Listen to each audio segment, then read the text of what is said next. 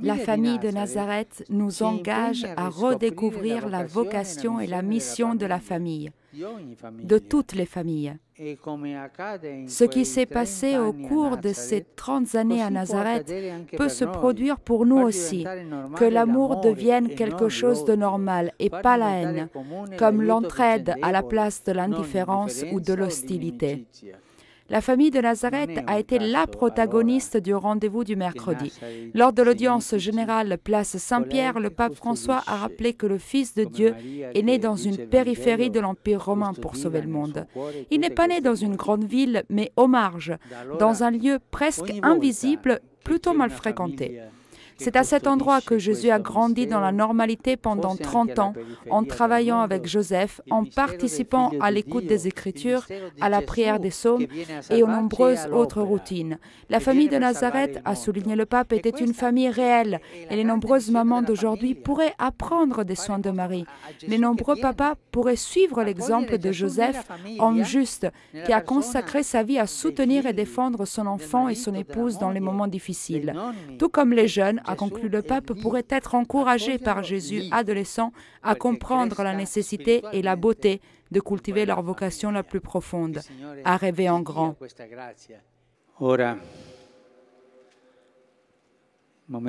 Observons maintenant une minute de silence et puis, en récitant le Notre Père, je voudrais prier avec vous pour les victimes des actes terroristes inhumains qui ont été perpétrés ces jours-ci à Sydney, en Australie, à Peshawar, au Pakistan et au Yémen.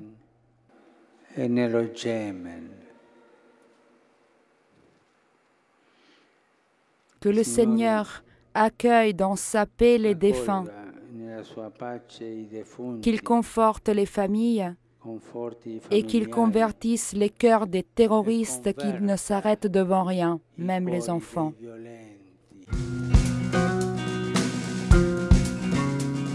Nous devons faire confiance à Dieu, même dans les moments les plus sombres, même si nous ne comprenons pas parfois l'histoire qu'il fait avec nous. Il s'agit toujours d'une histoire de salut, a dit le pape François lors de la messe de jeudi matin, célébrée à la maison Sainte-Marthe en parlant de la généalogie de Jésus.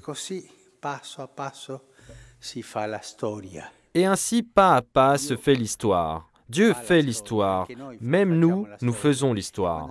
Et quand nous nous trompons, Dieu corrige l'histoire et nous pousse en avant, toujours en marchant avec nous. Si cela n'est pas clair en nous, jamais nous ne comprendrons la nativité. Jamais nous ne comprendrons l'incarnation du Verbe, jamais. C'est toute une histoire qui se met en marche. Père, est-ce terminé cette histoire avec Noël? Non. Aujourd'hui encore, le Seigneur nous sauve dans l'histoire et il marche avec son peuple. Que Dieu marche avec nous, que Dieu fasse l'histoire, que Dieu nous mette à l'épreuve et que Dieu nous sauve dans les moments les plus négatifs. Nei momenti più brutti, parce qu'il est notre Père. Selon Paul, c'est notre Père. Que le Signore ci faccia capire questo mistero del suo camminare col suo popolo nella storia.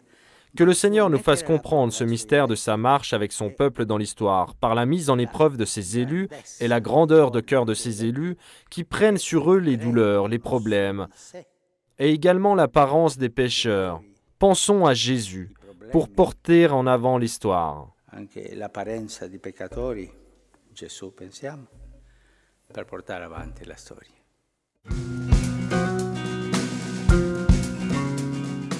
Aperte, non dobbiamo rassegnarci, ma piuttosto concentrarci sul prossimo passo. Nous sommes en train de faire ensemble un chemin d'amitié, d'estime réciproque et de recherche théologique, un chemin qui nous fait regarder le futur avec espérance. Le pape François a accueilli au Vatican une délégation de l'Église évangélique luthérienne allemande et a exprimé sa satisfaction pour les progrès que chrétiens, luthériens et catholiques ont accomplis ces 50 dernières années. Un socle solide de sincère amitié vécue dans la foi et dans la spiritualité qui en 2017 permettra de commémorer commémorer conjointement le 5e centenaire de la Réforme. En cette occasion, a remarqué le souverain pontife, nous aurons la possibilité pour la première fois de partager une même commémoration œcuménique dans le monde entier, non pas sous la forme d'une célébration triomphaliste, mais comme une profession de notre foi commune en Dieu un et trinitaire, et de demander pardon à Jésus-Christ pour les fautes réciproques. Malgré les différences théologiques qui perdurent sur diverses questions de foi, a conclu le pape François, il est fondamental de reconnaître que le dialogue œcuménique aujourd'hui ne peut plus être séparé par la réalité et par la vie de notre Église. Di grandissima attualità sono le questioni relative alla dignità della persona umana.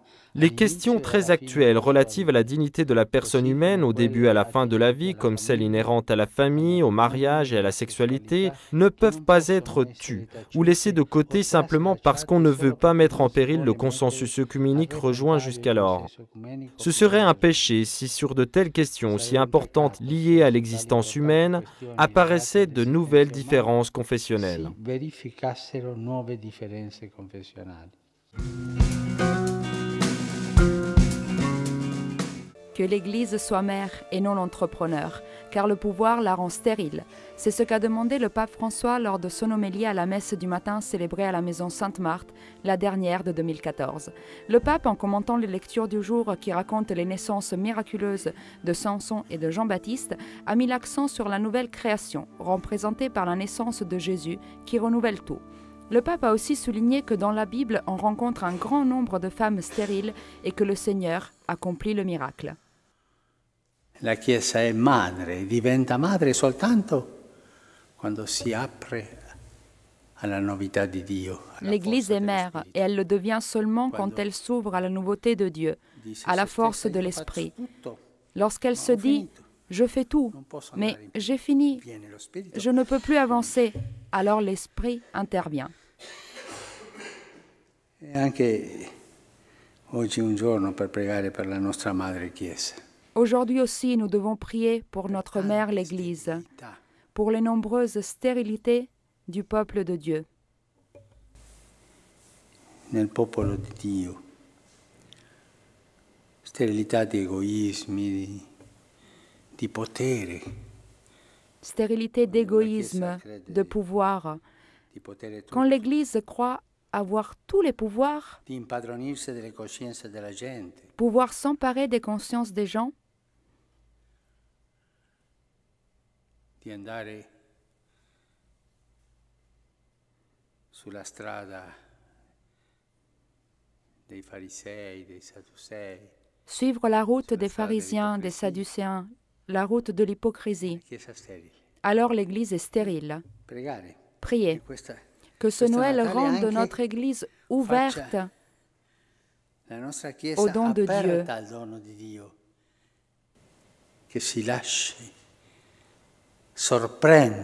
Qu'elle se laisse surprendre par l'Esprit Saint et qu'elle ait des enfants. Qu'elle soit une Église mère. Mère.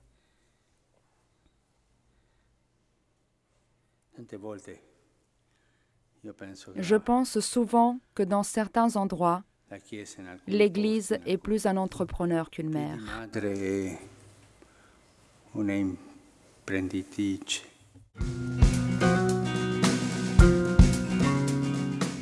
La crèche et le sapin touchent le cœur de chacun, même des non-croyants, car ils parlent de fraternité, d'intimité et d'amitié. Ils demandent aux hommes d'aujourd'hui de redécouvrir la beauté de la simplicité, du partage et de la solidarité. C'est avec ces mots que le pape François a exprimé sa gratitude aux villes de Vérone et de Catanzaro, qui cette année lui ont offert la crèche et le sapin qui décorent la place Saint-Pierre. Deux symboles à grand impact émotionnel qui invitent à l'unité, à la concorde et à la paix. Une invitation à faire de la place à Dieu dans notre vie personnelle et sociale. Les pèlerins du monde entier qui se rendront au Vatican admirer les dons de ces deux régions italiennes, a conclu le pape, pourront ainsi comprendre encore mieux que le Seigneur frappe au cœur de l'homme sans arrogance, mais en offrant son amour tout-puissant à travers la figure fragile d'un enfant.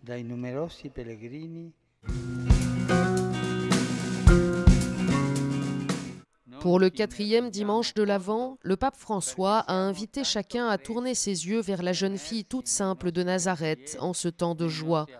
En effet, la mère de Jésus représente pour tous un exemple de foi accomplie. Marie ne sait pas par quel chemin elle devra passer, quelle souffrance elle devra endurer, quel risque elle affrontera. Et pourtant, elle est consciente que c'est le Seigneur qui l'appelle et elle lui fait entièrement confiance et s'abandonne à son amour, lui répondant par un « me voici humble et courageux ». Un autre aspect essentiel de la mère du Christ, a expliqué le pape, c'est de reconnaître le temps de Dieu. Le Verbe qui a fait sa demeure dans le sein virginal de Marie, dans la célébration de Noël, vient frapper à nouveau au cœur de chaque chrétien.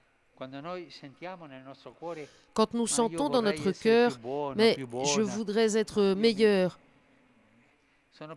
je regrette ce que j'ai fait. C'est le Seigneur qui frappe, justement.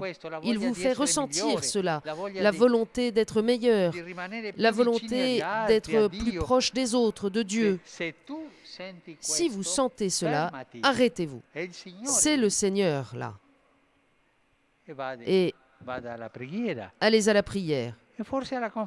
Et peut-être à la confession, nettoyer un peu tout cela. Cela fait du bien. Mais souvenez-vous bien, hein, si vous sentez la volonté de vous améliorer, c'est lui qui frappe. Ne le laissez pas partir.